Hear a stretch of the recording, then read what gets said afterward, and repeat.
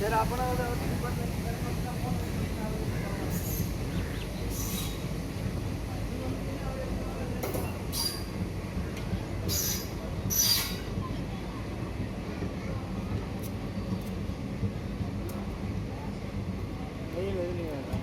நெய்யில் இருந்து